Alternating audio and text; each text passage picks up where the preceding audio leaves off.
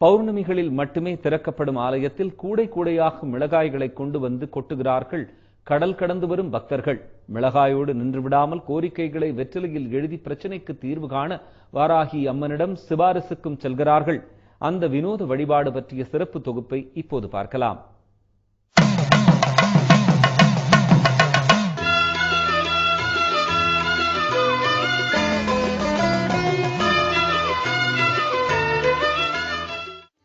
கணீரென ஒலிக்கும் வேத மந்திரங்கள், திகுதிகுவென்று எழும் அக்னி, ஹோமகுண்டத்தில் சாம்பலாகும் மிளகாய்கள், வெற்றிலைகள். பார்த்தாலே மிரட்சியை ஏற்படுத்தும் இந்த வழிபாட்டுக்காக காரைக்காலில் உள்ள அந்த கோயில் மாதம் ஒரு முறை மட்டுமே திறக்கப்படுகிறது. பிரத்யங்கரா வராகி அம்மனை வழிபட வானத்தில் முழு நிலவு தோன்றும் அந்தி நேரத்தில் மிளகாய்களுடன் வருகின்றனர் பக்தர்கள். தங்களை தாங்களே திருஷ்டி சுற்றி போட்டுக்கொண்டு யாக குண்டத்தின் முன்பு அவர்கள் அமர துவங்குகிறது ஹோமம்.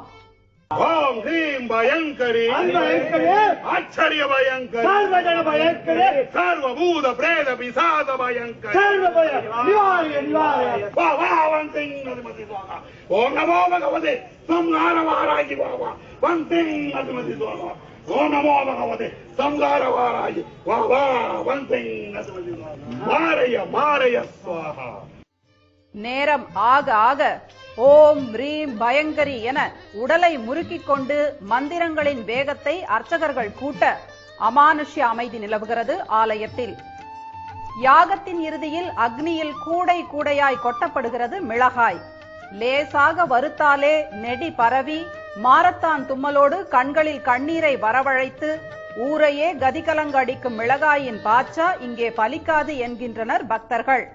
இதுல என்ன பெரிய விசேஷம் இந்த 5-6 தட்டுகள் தாம்பாளத்தில் உள்ள மிளகாய்கள் எல்லாம் இதுல போடும்போது அதுல இருந்து ஒரு விதமான நெடி கூட நமக்கு இதுல நான் உணர்ந்தது கிடையாது. எப்பொழுதும் அந்த யாகத்தினுடைய அருகில தான் உட்கார்ந்து நான் இந்த பிரார்த்தனை எல்லாம் பண்ணிட்டு இருப்பேன். மற்ற யாகத்தில் நான் இதுவரையும் பார்த்தது கிடையாது.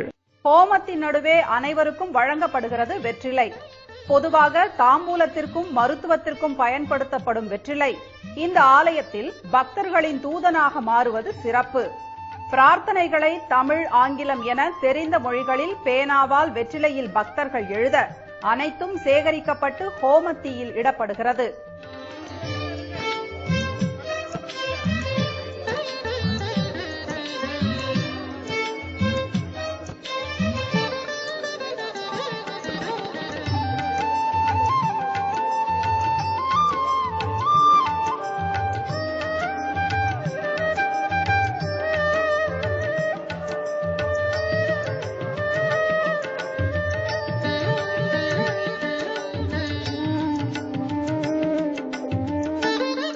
அக்னி குண்டத்தில் வெற்றிலையில் தோன்றும் வராகி அம்மன் 3 பௌர்ணமிக்குள் பிரச்சனைகளுக்கு தீர்வு காண்பதாக மெய் சிலிர்க்கின்றனர் பலனடைந்தவர்கள்.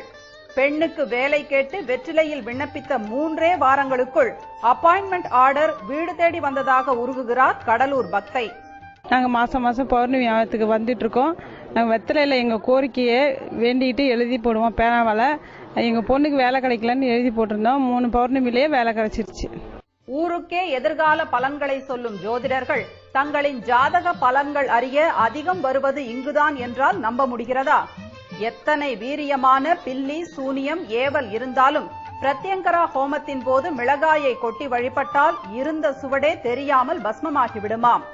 இந்த யாகத்தில் உட்கார்ந்தாலே நம்மளோட பிள்ளை சூழ்நிலை எல்லாமே வெளியாகுது. ஏன்னா மனப்பூர்வமாக நான் இதை அனுபவிச்சு இந்த இடத்துக்கு வந்ததுல எனக்கு ரொம்ப வெற்றி கிடைச்சிக்கிட்டு இருக்கு. அதனால தொடர்ச்சியாக இந்த இடத்துக்கு எந்த ஒரு வேலையாக இருந்தாலும் அதை நிப்பாட்டிட்டு அம்மா அப்பா சரணடைகிற மாதிரி நான் அந்த இடத்துல மேலும் மேலும் வெற்றி அடையுது.